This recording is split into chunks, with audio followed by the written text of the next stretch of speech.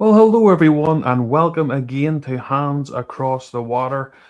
This is our first time streaming live to the X account, so fingers crossed it's working. So hopefully, if Baz is looking at there, he may be able to see if it's working or not. So this is the first time. Oh, it is happy days. So this is our first time X. We're usual YouTube and Facebook. So hopefully this all goes well. First of all, before we get into all of it, we'll chat to Baz and our good friend Marcus. Baz, you first. How have you been keeping? All good? First of all, before we get into all of it, we'll chat to You Baz talking to and me or our Marcus? good Or sorry, friend I was Marcus. checking the Twitter Oh, thing. you, Baz? Hi, all good. It was a great day yesterday, wasn't it? 8 beautiful goals. What more do you want on a Sunday? Watching the Rangers bang somebody into obliteration. It was fantastic. So today's been good. Definitely in a very good mood. And yourself, Marcus? How are you keeping, mate? Yeah, all fine. Good evening, William, Baz, and all the listeners and viewers. As Baz said there, good day yesterday, and plenty to look forward to the next 10 days or so and beyond. So we've got plenty to talk about. Yeah, loads to talk about. As I say, it's very strange on here. Me and Baz, as I say, yous Annie is who've been with us from the start, have watched us for a long time, and I've noticed that normally on a Monday we aren't always cheery. We got a good Monday here and maybe a good Monday there, but it's weird for us that we're on here most Mondays and good spirits because the Rangers are doing so well. Another 8-0 victory. I know we were talking about giving a bit of revenge to Queens Park, but flip me, that was a bit rough on them, wasn't it, Buzz? But there, I thought the new players were fantastic, and it shows you the difference when you've got a player that can do some movement and make space at the top of the pitch. How much difference it was for Rangers to create chances. I've nothing against Queens Park at all. They're good. Well, they're a great wee club there. They're well run, but revenge was needed after the last game, and I definitely envisaged maybe a hefty score line, maybe a 4, maybe a 5-0, but 8-0 was extra special. Um, from the first minute, Rangers were fully focused in the job in hand. They took the game straight till Queens Park, and when they got the first goal, the floodgates just opened. It shows the mentality of the players. They took the game very seriously, regardless of the opposition and where Queens Park are in their own league position. They haven't had a great season, and but we didn't underestimate them. We prepared well, we trained well. The players were fully engaged in the job in hand, and they executed the game plan to perfection. It was a great result yesterday. Not going to get overly, it is Queens Park, but 8-0 against any team and in any competition is an impressive result. And everybody on the pitch, including the subs, all had their part to play in that game yesterday. So, yeah, unfortunate for Queens Park, but a great day for the mighty Rangers. Yeah, it was a good day, Marcus. And Baz says, yeah, it was only Queens Park, but here, when the Rangers go out against any of these teams in the last few seasons, and just it hasn't been run of the mill games. It's always been difficult. It's always been stuffy. It's always been hard. But Rangers, to me, even though yeah, it was Queens Park, but if you look at the second half against Kilmarnock, Marcus, and the whole game against Queens Park, Rangers definitely look like a different animal. Yeah, I think there was a ruthless attitude in previous games like that. It might be comfortable, and then the second half is like a damp squib, but there was no letting up, and there seemed to be far more mental resilience, as Baz has intimated there. I think as well because of although we've offloaded 7 players and we haven't got the biggest squad, it's actually quite skinny now, but there's a lot of quality. And I think the players actually coming on the second half in particular, they had a real point to prove. And I think that's one of the reasons why the intensity and effort didn't drop. So it was a pretty ruthless performance, and it was good to see. And again, irrespective of the opposition, playing with a little bit of pace. And there's no question as well that the 4 new signings are making a difference by themselves, but also the knock-on effect by bringing others into the team, into the game much more as well. So it's encouraging, and let's hope that that can continue with the sterner tests ahead. Yeah, 100%. I've seen a few people are making comments about the orange tops, and as I say, when the two lads came on and joined me, here's me flip and hell. What has happened? And we didn't mean to do this, but yeah, well, you know what I mean. It's always not that far away, so why not look forward to it? But yeah, no, I think you're right, guys. Absolutely ruthless from Rangers. I don't know, we TikTok. I'm even on the TikTok now. I know, but with the young ones on the young scene now, the TikTok. But I done a wee video after the game, and the first thing I was saying was urgency. Baz, I thought that's what the difference was with Rangers. You know, not just how the individual class, but the urgency of the whole team to go from the first whistle and really go for it. Like, and they took them apart. But even in the half, 5-0 at half time, and you're thinking, right, maybe we'll start to change a few things and sort of slow the pace down. Didn't happen. Didn't happen. We went for them again, and it was all right. Queens Park, they'll probably look at themselves at certain things and go, well, we should have done better here. We should have done better there. But realistically, I think if we're being honest, it would be like Rangers were just first class today. I noticed a lot more crosses into the box, Baz, and free kicks as well. Work the treat. The big Nadiri seems to love a cross and might have another dangerous, not just big Fernandez. We've got another player there who can be dangerous in the box now. Well, Big Fernandez has been relied upon to be the danger man in the box, so it is nice to see when he's not available that there's now another player who possesses the same sort of danger. Which he did do. He's a tall fella. He seems to anticipate his runs into the box very well. He's obviously a good header on him. But yeah, at the end of the day, it's free kicks have become something that's a major asset to us.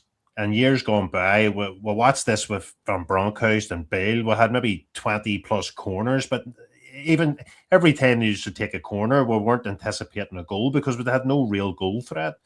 Nowadays, we do have that. And when Najiri coming in, that has given that wee bit of extra. I mean, can you imagine when them two guys are actually playing together in the box? It will cause absolute havoc because they'll not know which one's the main danger man and who they're actually targeting. And that'll be another massive asset to us, having two guys who, and by the way, Nico Roskin is another one who does nick a header for being so small. So there's so many options now, and so many big games coming up. These are the sort of things that Rangers are going to rely upon. We are going to dominate possession in most games, and we will get plenty of corners. So it's very, very important that we use that to our benefit. And at the minute, that's what we're doing. It's a fantastic time to be a Rangers supporter because we definitely look like we've turned a corner. And these new signings there's no doubt about it, they have added quality. These are first 11 players that's been signed. These aren't guys that are sitting on the bench warming up and maybe waiting on their chance. I think these four particular guys are going to be, for the end of the season, 100% considered for playing from the very start. And for us as Rangers supporters, you cannot be not happy about that.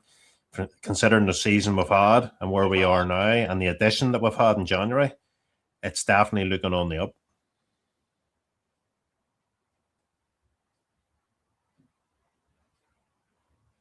Sorry, I'm on mute. That was an amateur there. There was a picture of the Queens Park fans at half time that it got sorted. But Rangers, just as I say, they wouldn't listen to that sort of situation. They just kept going and going and going and ended up taking the poor Queens Park apart. But what do you think, Marcus, yourself, mate? With all right, the performance was great. We know it was, and we know it was only Queens Park. You don't want to get ahead of yourself, but see, as Baz says there, the four new guys that have come on, would they all be in your first team now, Marcus, or do you still think it's too early days to be saying they're guaranteed? I don't think anybody's guaranteed because there's strength and depth, but I jotted down both before and after the team that I thought would be picked against Motherwell, and all of them do feature without doubt. I think they've earned it. I think the irony of it is Olsen, who's probably the most highly rated of all of them, is the one that's been the slowest starter, but nevertheless, he's shown some fantastic class. And he was unfortunate not to score. I mean, it was effectively a penalty, wasn't it? He would have probably gone in. But again, he's showing some real quality. And I think I think all of them are really added, not just to the team, but I think Romans, you can see it with Ant-Man, that he's elevated Ant-Man's game as well by overlapping, underlapping. Romans, I've noticed, he actually makes runs into the box. So as a result, the defense have to mark him, so that enables cutbacks, and it's all that sort of byproduct of the players themselves have added, but they've also enabling other players to flourish, and that's what I'm actually really looking forward to. So I think those guys have got a real significance, the remaining league games and cup games. And also, just before I forget, any of you that are watching, please like and subscribe. We really appreciate that if you could do that for us. Just a few other things quickly before we move on. We've got ourselves up to 34,000 followers today on our Facebook page, which is absolutely amazing. Anyone who is watching on Facebook, especially our viewers are on our Facebook page, we really do thank you very much for that. It's a crazy milestone. We're averaging now 6.2 million every 28 days in the Facebook page and 427,000 page engagements, which is quite staggering, to be honest. But they only get those numbers for people like yourselves that are watching and engage with the page and always give us nice feedback. So thank you very much, everyone who is on that page and helping. You can also get us on with Big Baz there on the X as well. We're on that. We're trying to get that going. We're on TikTok as well. Baz and myself are going to try and sort out Instagram. So we're trying to get ourselves onto all these different things, and our daughters are cringing to death when they see us popping up on their social medias and their wee friends. I seen your dad on social, but they're just going to have to live with that one. But thank you very much. Just want to say a quick thank you for everyone that does that and follows us, because we really do appreciate it. Baz, Marcus again makes a fantastic point. What about Ant-Man?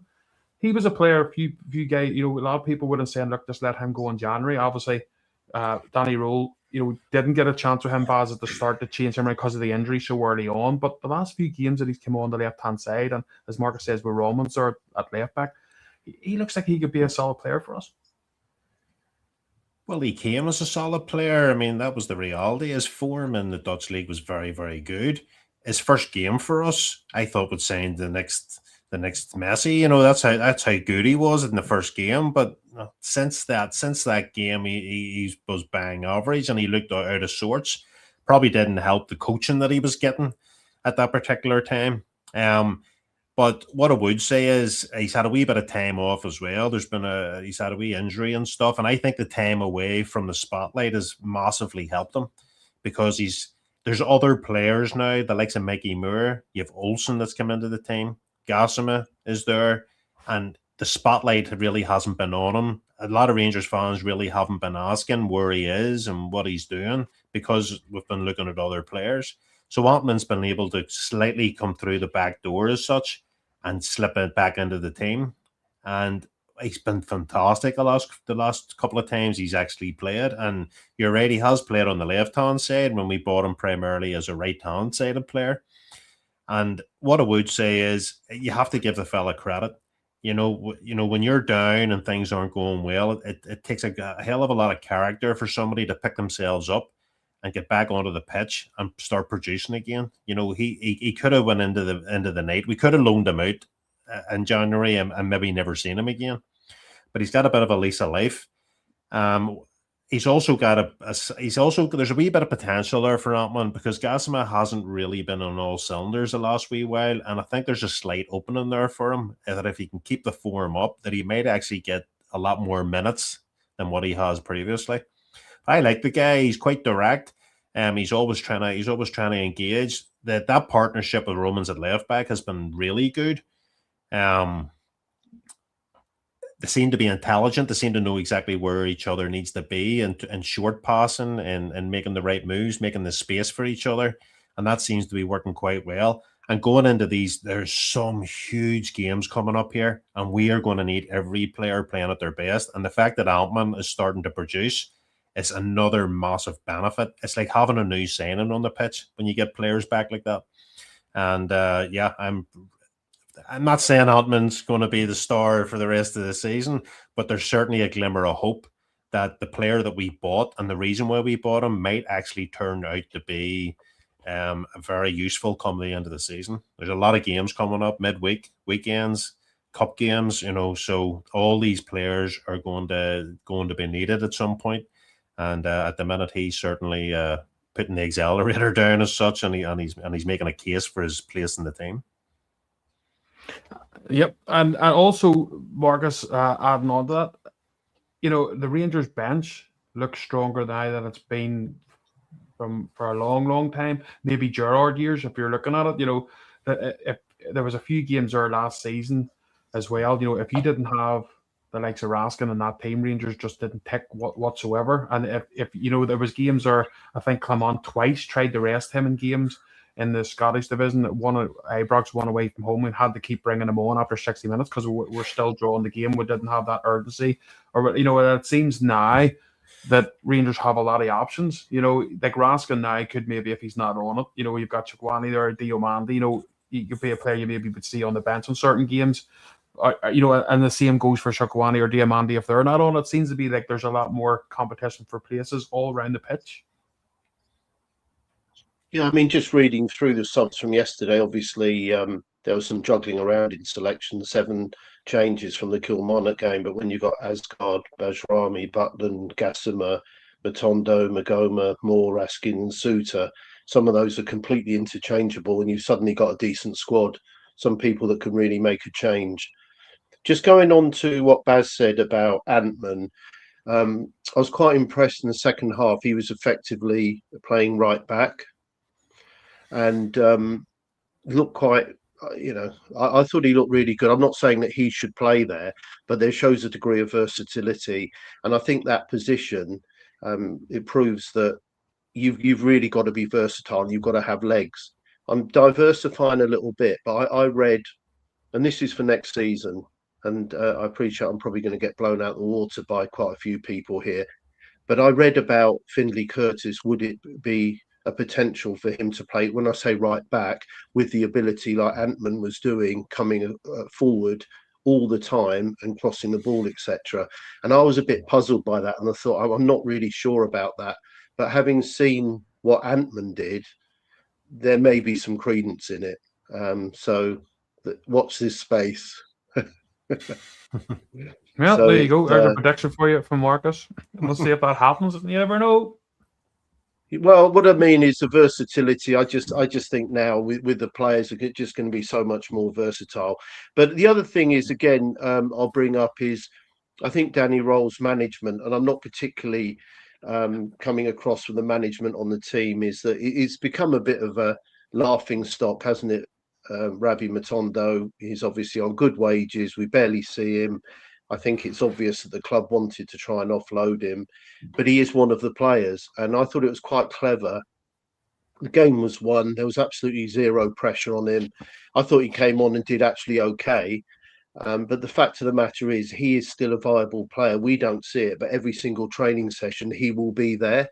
And it's the type of thing that I think in a subtle way sort of kept him included. You could tell he seemed to be having a good laugh with the players, quite popular. And I just thought it was clever because by playing him, it meant that Raskin, Gassama and Suter as well didn't have to go onto the field.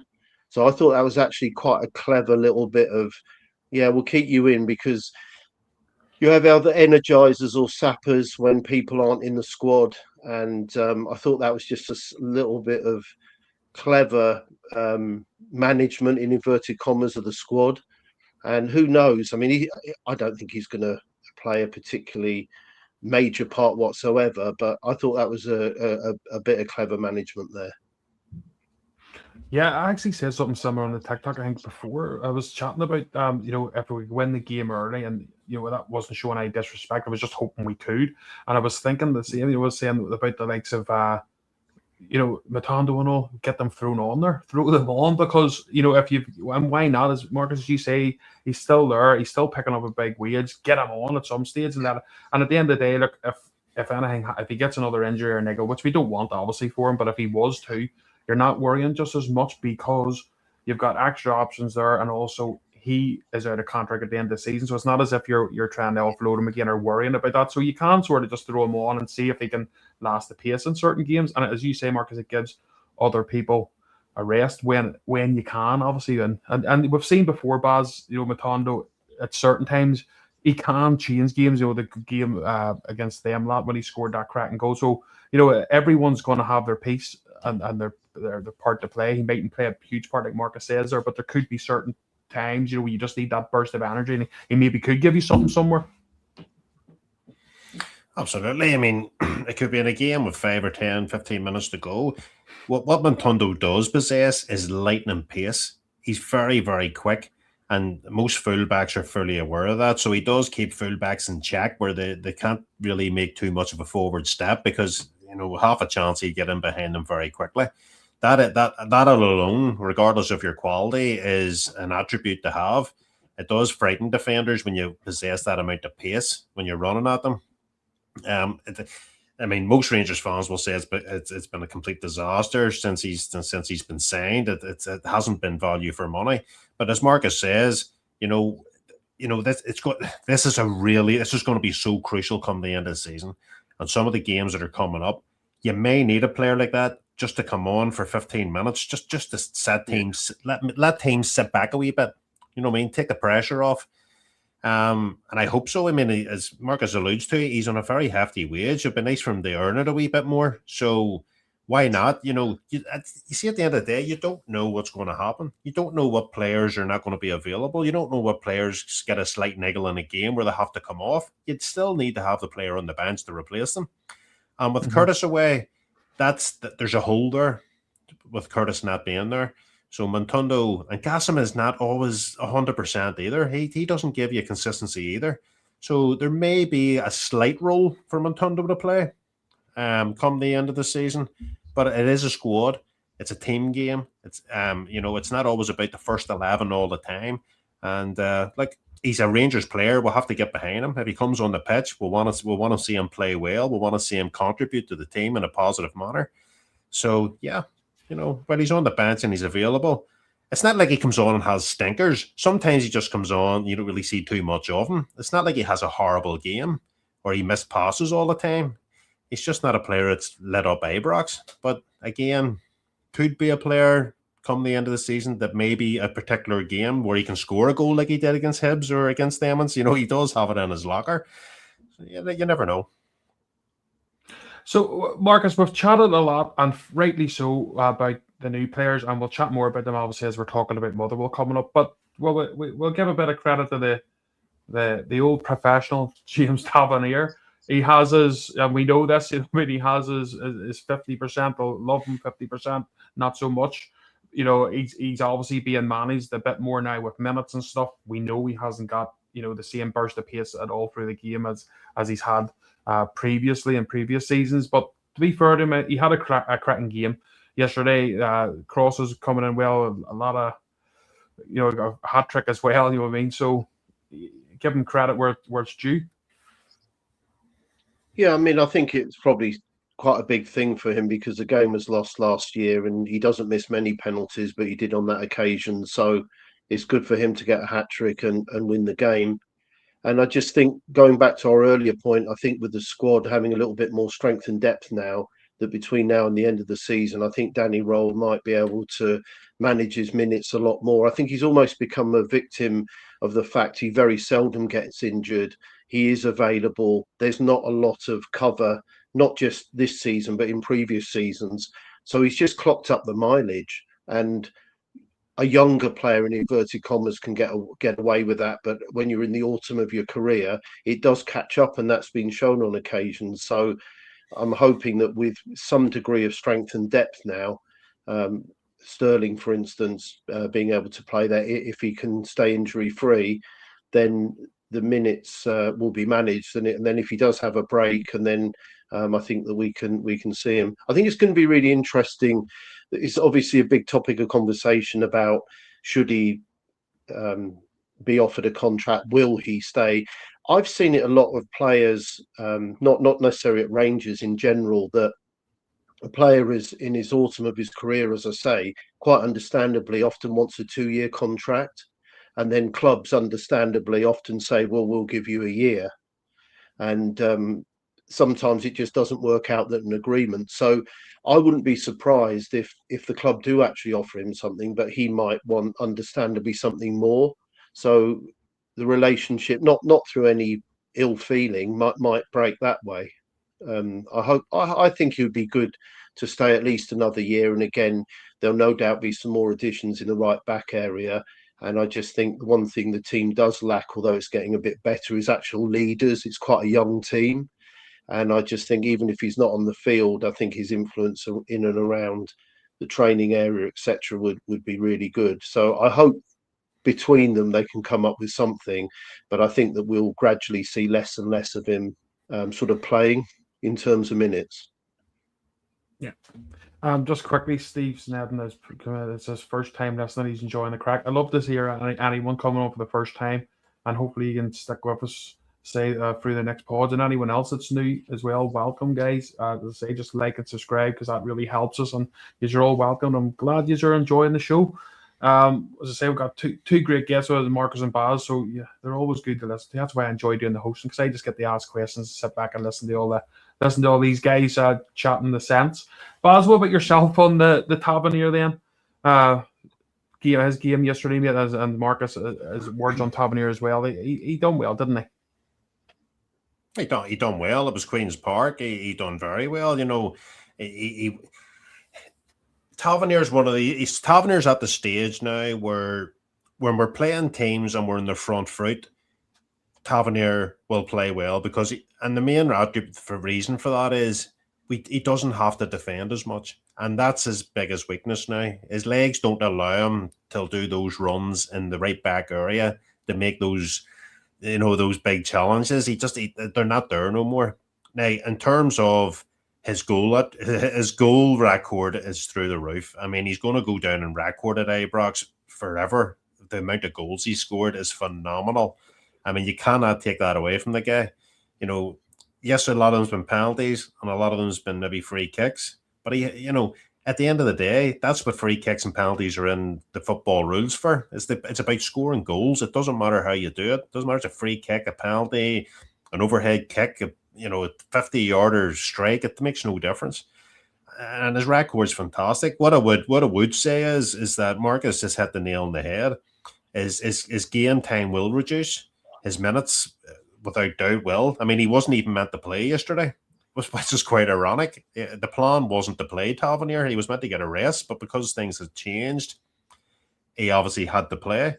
I think when it comes up, William, to the games against them lot and possibly maybe even Hearts, I think if you have a fit Sterling, he will probably get the nod at right back because of his strength and his pace and his youthfulness, and his defensive capabilities will probably push Tavernier out. I think what Danny Rowe's going to do with Tavernier, he's going to judge certain games and when the best time is to play Tavernier at certain times. We've seen it against them as the last time. Sterling started the game and Tav sat on the bench. And the reason for that is that Sterling was stronger. He's fitter. He's when we play them, they're going to have a lot of possession. They're going to attack us down the wings quite frequently. So you need a player like Sterling to be in that position.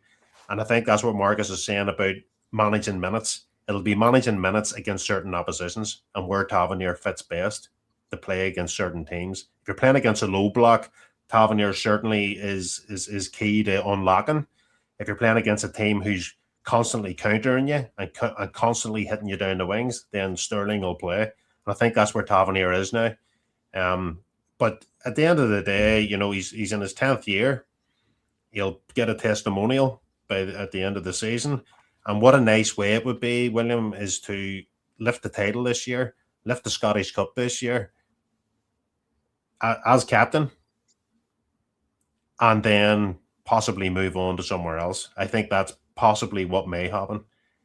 He may get another year, he may not. I don't know, but that would be a nice way for him to bow out, and you couldn't do it any other better way. Just on that, folks, on Sterling. Sorry, William.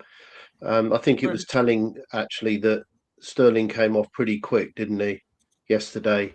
And that to me was almost like a telltale sign that he'll play right back, and Maswin Heisey needs to be looked after. And I think Sterling is the best defender. And again, if he can keep himself fit, but I'm quietly confident that he'll actually fit in that slot against Motherwell. I didn't go unnoticed that he got sub reasonably quickly, and I'm pretty sure that we'll see him in that lineup on Wednesday evening. And I was just going to say quickly there, because Baz was talking obviously having the penalties, and it's when you hear about Tav, you hear penalties, and just we think some people maybe didn't know that the penalty kick was actually invented in Milford, County Armagh in Northern Ireland in 1890. It was actually a Northern Irish goalkeeper, believe it or not, Marcus. I don't know if you know this, and if anyone listening, maybe some of you as well know this who are over here, some of you won't. He was actually a goalkeeper from Northern Ireland who was fed up with people doing fouls too close inside his box. So they ended up, he invented the penalty spot kick, and it was actually then adopted a year later by the International Football Association, and that's where the penalty kick came from, Northern Ireland. So there you go. A wee bit of a historical fact for you. You can Google that one to see if I'm right, but trust me, William McCrum, you called him. So that's just a wee weird fact just to fire right there. Baz, we'll move on, and Marcus, I want your thoughts as well on this one. The big man coming back at the right time for us, Motherwell, but he also got the player of the month as well, Big Fernandez. How do you think he's been, Baz? He's been a good big player, hasn't he? Especially the last couple of months. Another player that's been like a new signing. You know, I know he is a new signing at the start of the season, but we didn't see him for quite a while, and it's took a wee while for him to. It took injuries from Cornelius and Suter and stuff for him actually to get a chance in the team. But by goodness me, he's grabbed it with both hands, hasn't he? Fernandez is instrumental in that team, and for me personally, if you're talking about the back two or you're playing a back three, Fernandez is the first name that I would put in that sheet. Very first name that I'd have in that team, because we've alluded to this earlier on about his ability in the box of scoring goals. His ability from defending corners is just as important because of his height and his strength and his anticipation of where he needs to be positionally and getting rid of balls or scoring headers in the opposition's box is absolutely fantastic. He has turned into an absolute baller. He does give me slight concern sometimes when he does that spin and turn. 99 times out of 100 he gets away with it. He does.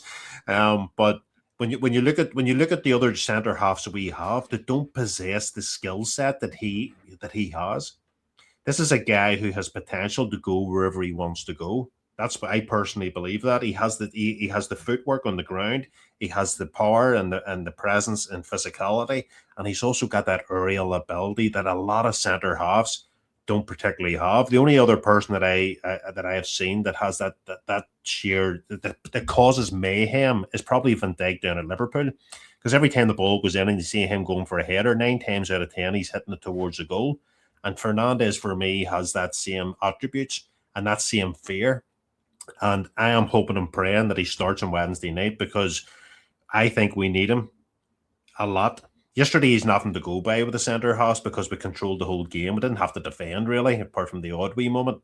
But I think between now and the end of the season, Fernandez must be playing most of the games.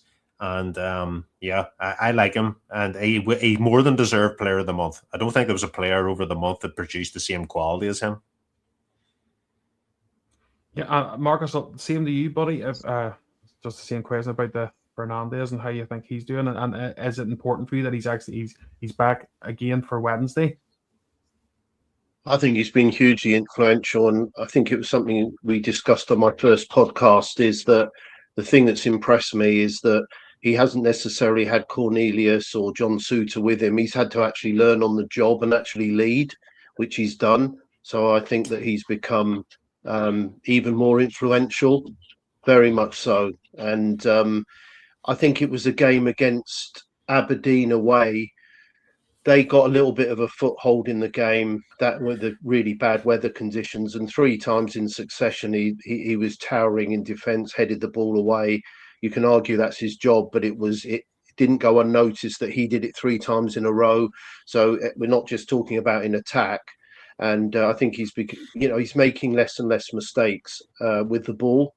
And I think he's going to be a real influential player for us. I think he's one of those that has actually showed leadership. I mentioned earlier about we've got quite a few young guys and lack a little bit of leadership, but he's somebody who I think's really accelerated in that department. And he's a big bloke, isn't he? I mean, you look at these new signings, and they're all above 6 foot. And then suddenly the composition of the team just looks so different to, say, September and October, doesn't it? So I think he's going to be a real asset for us, and we need him with this run in, and hopefully he'll be available for Wednesday and Sunday. And well, just a quick question here from Jeff Moore, so I'll get it on there quickly just before we talk about Motherwell and stuff and look forward. So, can I ask each one of you on the podcast in the summer if you wanted to bring in a player, who would it be to each of you, please? Well, I'll start with you, Baz. Who do you? Well, it mightn't be an individual player, it might be a position that you would like to fill first and foremost. But any you can think of?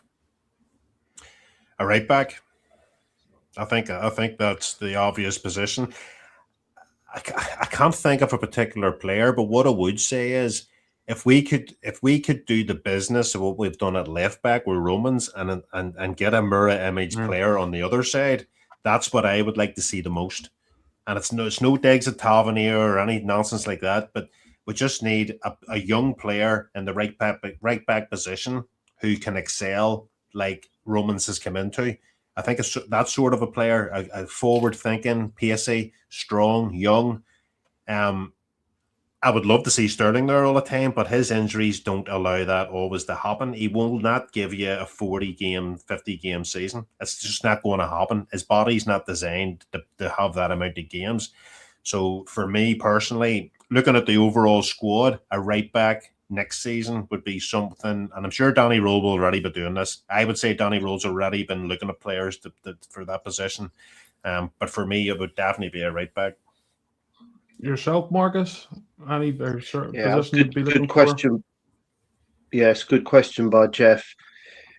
I think I'm going to have to agree with Baz. I think initially it would have been a centre back, but if John Suter does sign another contract and we've got a little bit of versatility there, and we've only conceded 18 goals, I think that's adequate. It can always be stronger, but I do agree that the right back, we might have a right back.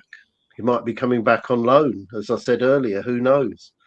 But if not, I agree. I think that's an area that we need to prioritise, because I think Sterling is a wonderful player.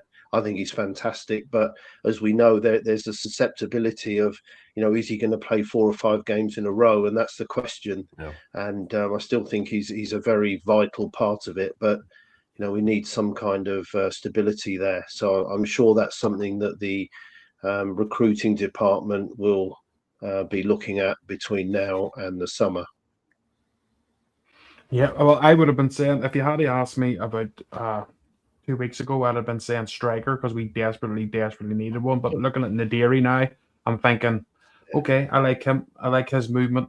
He'll do for me. Centre backs, I'm still looking at as well. But if you can get Suter on a contract, and obviously you've got Fernandez there, so that looks okay. You still want to add in more, but I think I have to agree with the guys here. Be a bit boring and go for the right back situation, because we know Tab isn't going to be the same player, even if he does get a year extension. And Sterling would be my right back every day of the week, and I'd be happy with him. But we know the case there. We know he can get injured, so unfortunately, it's one to watch. But fingers crossed he can play all the rest of the season and be fine. But yeah, right back for me is probably the one. If I'm being honest, I have to agree with the guys there. So Baz, yourself, Motherwell, what's the thoughts? Motherwell's a cracking team.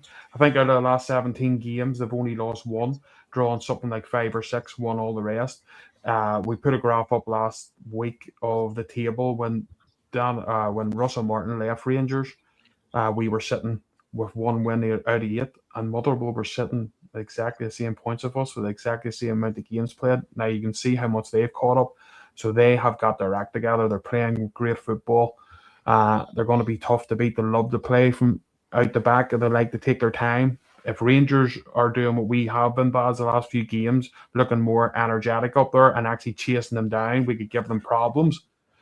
But it's going to be a strange one for Motherwell too, Baz, because maybe 3-4 weeks ago they would have known exactly how Rangers were going to set up and who they were going to play. Now they can't. They have to second guess every single position. No, and that's totally correct. And us as Rangers fans will have no. We may have an idea in our heads of the 11 that maybe should play, but that's not to say Danny Rowe's going to play that. I mean, you've now through. We talked about Ant-Man earlier. He's in the mix. Does he start over Gasma because he's playing slightly better? Probably not. But the Motherwell team doesn't know that. Is Magoma going to play or is Romans going to play? I don't know. I prefer Romans to play. Nothing against Magoma, but Motherwell won't know that either. You know, you've Olsen now in the mix. Who's going to play up front? If Chermiti's fit, is it Chermiti with Miovski? Is it Nadiri with Miovski? Is it Nadiri with Chermiti?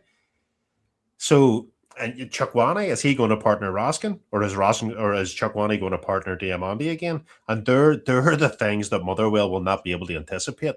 You know, if us as fans is talking like that, how does Motherwell prepare?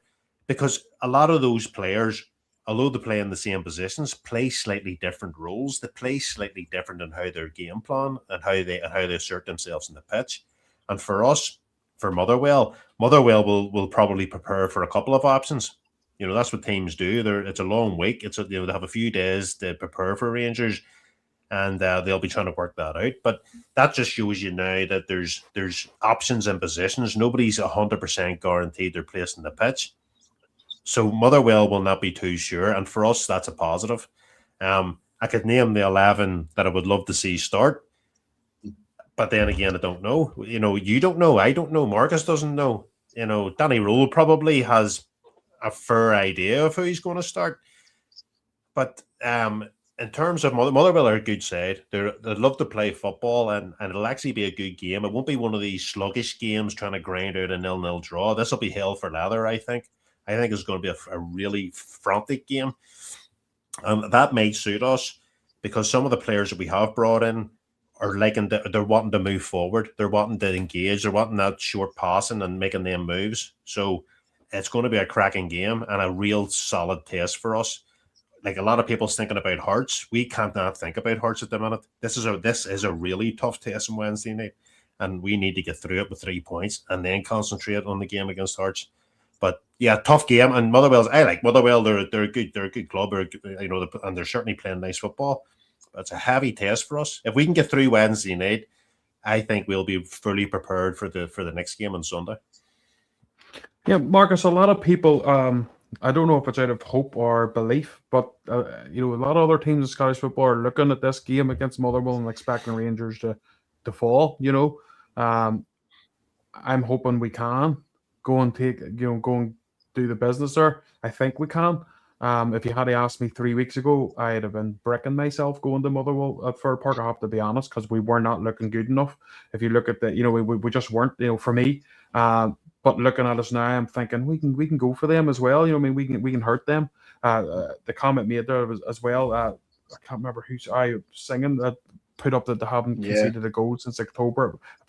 And people just look, Marcus. People just not watch Scottish football, just watch Rangers and be like, how come Motherwell come on ways up? Motherwell team's a good team, Marcus. They're going to be difficult to beat, but what a statement it could be for us if we go there and do the job.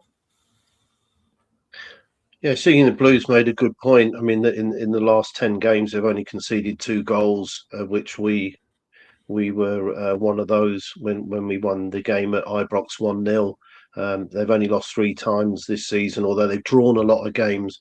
And going back to what Baz says, I think that if you look at it, they've only conceded 17 goals. We've only conceded 18. So do you just immediately think it's going to be 0-0? But I actually agree. I think it's going to be a pretty open game, and I think that we can make a real statement. I think Motherwell are a fantastic team.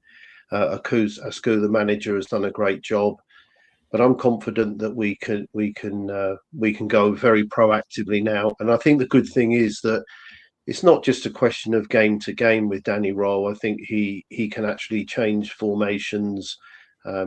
And personnel, but formation as well, actually within the game.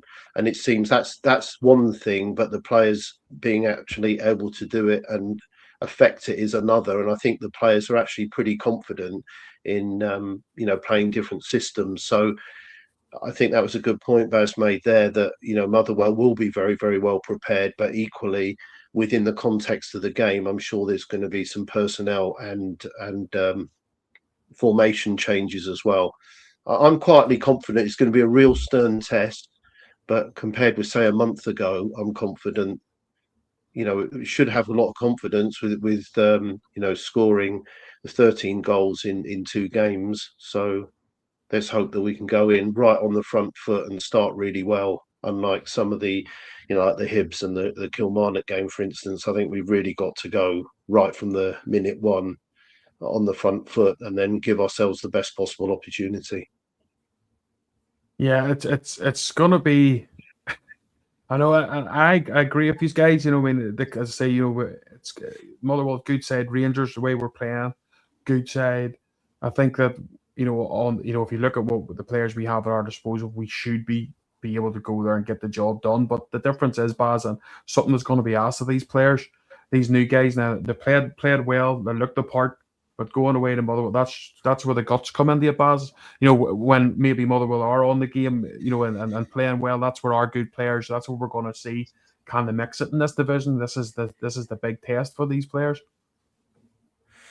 Absolutely, and the reality is it's going to be like that every game till the end of the season.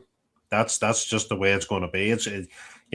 Can you dogfight in the SPFL? Can you dig deep when you need to? Can you take those crunching tackles that's coming your way? Can you take those, them pull downs and the roughness of Scottish football? And that's where certain players excel and some falter away into nothing. In particular, the new signings, they seem to be adapting quite quickly to the demands of the physicality of Scottish football, which is a great thing because you need to have it. It doesn't matter how good you are. It's like in years gone by with the Gascoignes and the Laudrups and all these players, great, fantastic players, but could they be robust enough to take crunching tackles and people kicking away at your ankles all 90 minutes? Well, yes, they did. They embraced it. And that's what you're hoping from this squad and these new players, that they're going to do the same. But most of these guys have been here now quite a while. The new ones are only through the door. But it's all about, if you look at Danny Rowe and the job that he's done and the confidence that he instills in the players are going out onto the pitch now, William, and they are more than confident of playing the opposition in front of them and playing the system that he's asking and requiring.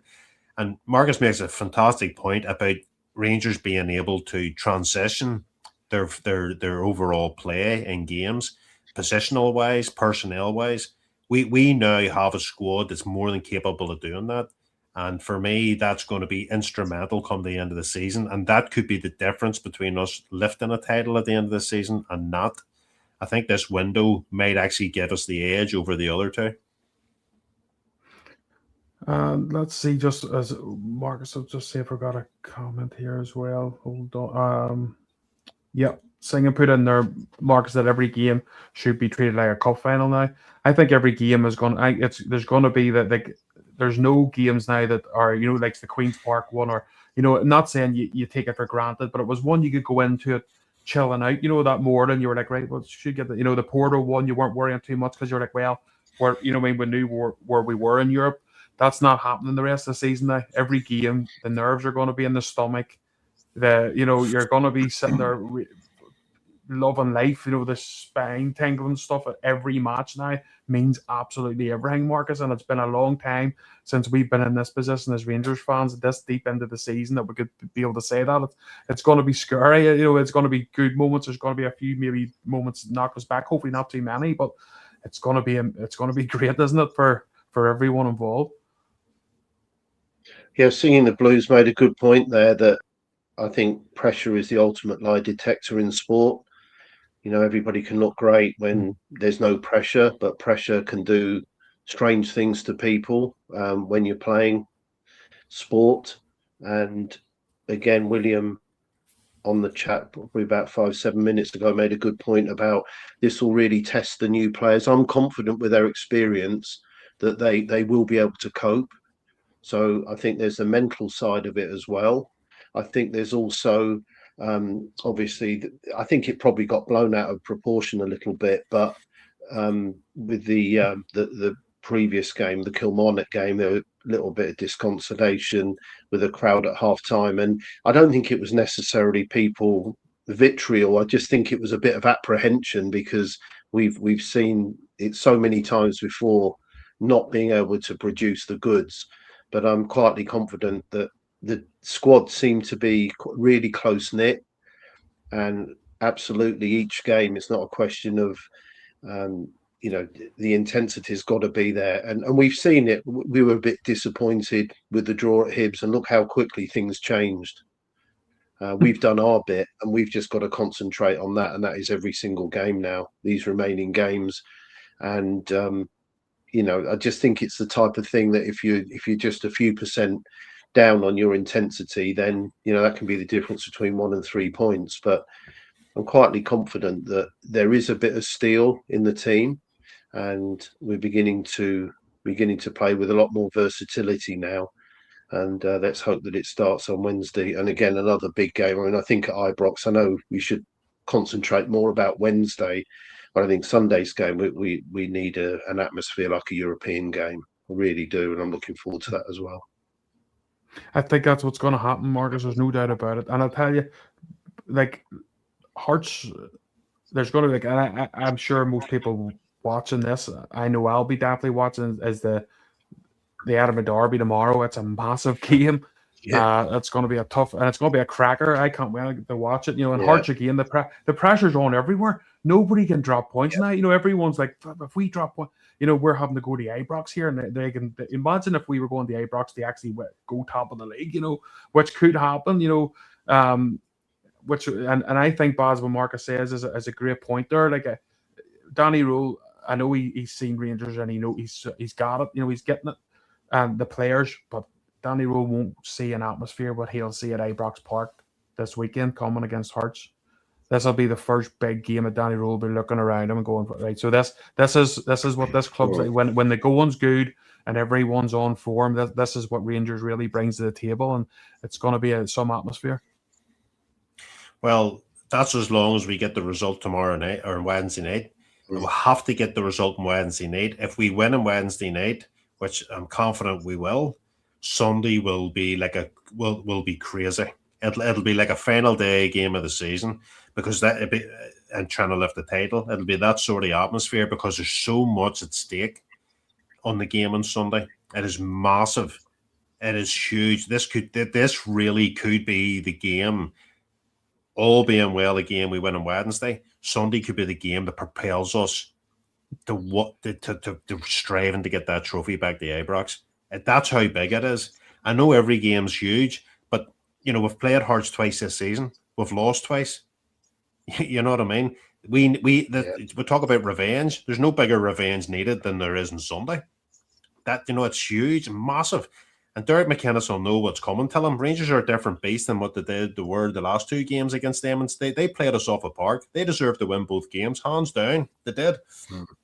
But we have a chance to say to the rest of the SPFL, especially Wednesday and Sunday, we're the big guns here. We're Rangers Football Club, and we're going to reclaim what's rightfully ours. It's huge, massive. I am so looking forward. I'm nervous because the anticipation of any football match.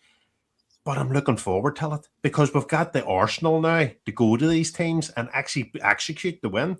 We now can do that, and there's, as we've said earlier on, there's players on the bench. If things aren't slightly going our way, we can change things. We can change the formation quickly.